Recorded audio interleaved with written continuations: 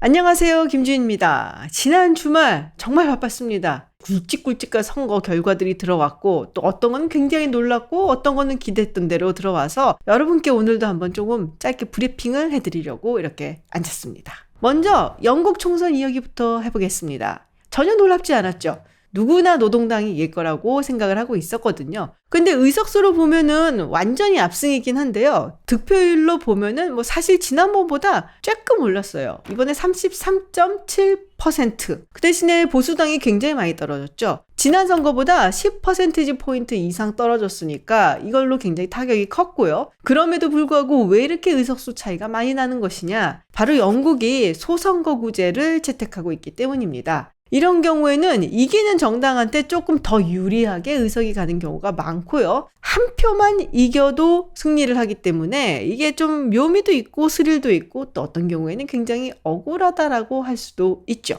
이번 선거의 가장 큰 승자, 누가 뭐래도 노동당입니다. 근데 제가 보기에는 또 하나의 정당이 있어요. 자유민주당입니다. 중도 좌파 성향을 가진 정당이라고 우리가 보통 이야기를 하죠. 2019년 선거에서는 이 정당이 총 650석 중에 11석을 차지했었습니다. 그런데 이번 선거에서는 무려 72석이나 가져갔습니다. 이게 또 상당히 가성비 있게 이겼다라고 할 수가 있는 게 총 득표율은 약 12% 정도 되거든요. 근데 득표율에서는 이 정당을 앞선 정당이 있습니다. 극우라고 우리가 분류를 하는 나이젤 파라지가 이끄는 리폼 UK당. 여기는 14% 넘게 득표를 했어요. 의석수는 5석밖에 건지질 못했죠. 그러니까 이게 그냥 소선거구제다라고 보시면 됩니다. 이 리버럴 데모크래시 이렇게 승리를 한 이유, 잉글랜드 남부 쪽, 주로 보수당이 강세를 보이는 이쪽에서 보수당을 꺾고 이 자유민주당이 승리를 했기 때문에 이렇게 많이 가져갔고요. 그 중에서도 이 자유민주당이 굉장히 의기양양할 수 있는 게 보수당의 유력 인사들을 전부 다 내쫓았다라는 겁니다. 예를 들면은 교육부 장관 질리언 키건이라든지 법무부 장관 알렉스 촉 모두 다 자유민주당 후보들한테 패배를 했죠. 특히 질리언 키건의 지역국 같은 경우는 100년 동안 보수당이 차지해왔던 곳인데 이걸 뺏겼습니다. 근데 사실은 이 리폼 UK당이 14%가 넘는 득표를 했다라는 것, 그리고 노동당이 물론 의석수는 많이 차지했지만 득표율로 봤을 때 지난번보다 아주 많이 늘어난 건 아니라는 점, 이런 걸 봤을 때 사실은 영국 유권자들이 보수당을 심판하는 혹은 보수당을 벌을 주는 그런 선택을 한 것이다 라고 볼 수가 있겠네요. 아무래도 브렉시트로 인해서 경제적인 여파가 있고 그거에 대해서 분노하는 유권자들의 심판이다 라고 볼 수 있을 것 같은데요. 그에 관련해서는 영상을 따로 마련했으니까요. 많은 관심 부탁드립니다. 그리고 선거가 또 있었습니다. 이란의 대통령 선거입니다. 이란의 라이시 대통령이 불의의 헬리콥터 사고로 세상을 뜨고 그리고 치러진 대선이었는데요. 1차 선거에서 과반 이상을 차지한 후보가 나타나지 않아서 2차 결선 투표까지 갔죠. 그리고 마지막 승리자가 누구였냐? 개혁 성향의 후보다라고 알려져 있는 마수드 페제스키안. 사실 페제스키안 후보가 나왔을 때 약간 구색 맞춰주기 형으로 강경 일변도 후보가 아니라 뭔가 좀 중도파를 하나 넣은 게 아니냐라는 얘기가 있었어요. 왜냐? 이란의 대통령 선거 후보자가 되려면은 수호자위원회라고 하는 가디안 카운슬의 허락을 받아야 됩니다. 사실상 자기들이 원하지 않는 후보가 나가서 당선이라도 될까봐 미리 스크리닝하고 차단하는 것이라고 할 수가 있겠죠. 지난 대통령 선거에서 온건 보수라든지 아니면 개혁 성향을 가진 후보들이 전부 다 나가질 못했어요. 그래서 그냥 라이시 전 대통령한테 그냥 네가 이겨라 라고 그냥 깔아준 판이었다라는 얘기가 나올 정도였죠. 근데 그러다 보니까 투표율이 너무 낮아지고 그래서 뭔가 정통성 면에서도 좀 면이 서지 않는 게 아니냐라는 얘기 때문에 그래서 그냥 한 명 넣어주자라고 넣어준 것이 페제시키안이었다라는 얘기까지 있을 정도였습니다. 그런데 예상을 뒤엎고 승리를 해서 이란의 새로운 대통령이 된 것이죠. 와, 이제 이란이 좀 변하는 것인가? 라는 얘기들을 하기도 하는데요. 이란에는 최고 종교 지도자가 있습니다. 바로 하메네이. 가장 마지막 최종 결정권은 하메네이가 가지고 있다라고들 이야기를 하죠. 물론 전문가들마다 조금씩 톤의 차이는 있어요. 예를 들면은 어떤 사람은 그럼에도 불구하고 대통령이기 때문에 어느 정도 목소리를 낼 수가 있고 또 하메네이가 워낙에 고령이다 보니까 다음에 최고 지도자를 뽑을 때 혹시 참여를 할 수도 있고 이런 얘기들을 하는 경우도 있고요. 또 다른 경우는 너무나 오랫동안 하메네이를 비롯한 초강경파들이 이 정치 정국을 완전히 보수화시켰기 때문에 할 수 있는 일이 거의 없을 거다라고 보는 경우도 있습니다. 그리고 페제시키안 자체가 아주 개혁적이고 아주 진보적이다라고 말할 수는 없고 그냥 온건한 정도다 혹은 중도다라는 것이죠. 그런데 한 가지 눈길을 끌었던 것은요. 페제시키안 당선인이 서방과의 협력을 다시 한번 재개를 해보고 특히 이란 핵 합의 이걸 다시 재개해보려는 의지가 있다라는 겁니다. 당시 이란 핵 합의의 설계자다라고 알려져 있는 모하마드 자바드 자리프가 이번에 페제시키안 캠프의 외교정책 고문으로 참여를 했었거든요.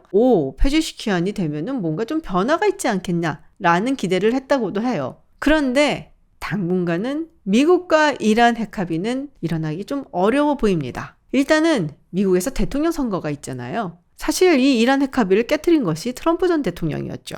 만약에 트럼프 전 대통령이 다시 돌아오게 된다면 물 건너간다라고 보면 되고요. 바이든 대통령이 재선을 한다고 해도 대통령 선거가 있기 전까지는 무슨 일을 하기는 어려울 것이다 라는 겁니다. 일단 이스라엘 하마스 전쟁이 진행 중인데 하마스를 뒤에서 도와준 것도 이란이고 그리고 지금 이스라엘이 이를 벅벅 깔고 있는 헤즈볼라 여기도 뭐 이란의 프록시잖아요. 그리고 여러분들 기억하시겠지만 얼마 전에 이스라엘과 이란은 서로 미사일 공격을 주고받기도 했습니다. 이런 상황에서 이란과 핵합의라든지 아니면 이란과 뭔가 물꼬를 뜨겠다 뭐 이런 말을 하는 것은 그냥 뭐 선거를 앞두고 정치적 자살행위나 마찬가지다라고 볼 수 있거든요. 그래서 당분간은 그런 기대를 하기는 어려울 것 같고요. 대통령 선거 결과가 어떻게 나오느냐에 따라서 뭔가 좀 변화가 있을 수도 있다 정도로 말할 수 있습니다. 그리고 주말에 대미를 장식한 선거가 있죠. 프랑스 선거입니다. 1차 선거에서는 마린 르팽이 이끄는 국민연합이 1위로 나섰었죠.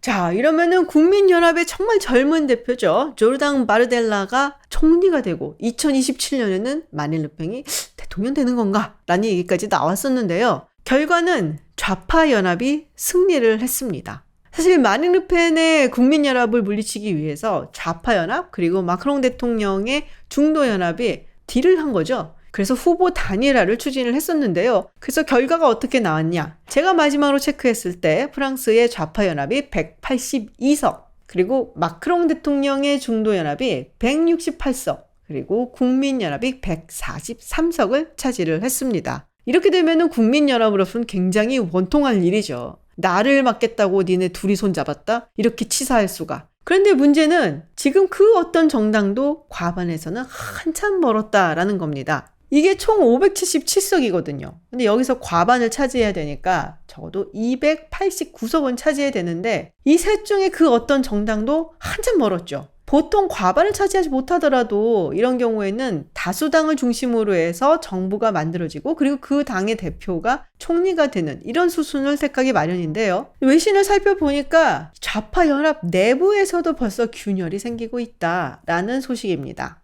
사실 이 좌파연합은 굉장히 급하게 만든 거예요. 마린 르팽에 대항하기 위해서. 여기에는 녹색당, 사회당, 공산당 그리고 요번에 이 좌파연합의 승리를 이끌었다라고 이야기를 하는 장르크 멜랑숑이 이끄는 불복하는 프랑스가 있습니다. 그런데 이 장르크 멜랑숑 어떤 사람이냐? 찐 좌파, 트로츠키주의자였던 사람입니다. 그러다 보니까 내거는 공약들도 굉장히 좌편향입니다. 일단은 지금도 심각하다고 얘기하는 프랑스 공공지출을 더 확대를 하겠다라고 얘기하고요. 최저임금도 높인다라고 이야기를 하고요.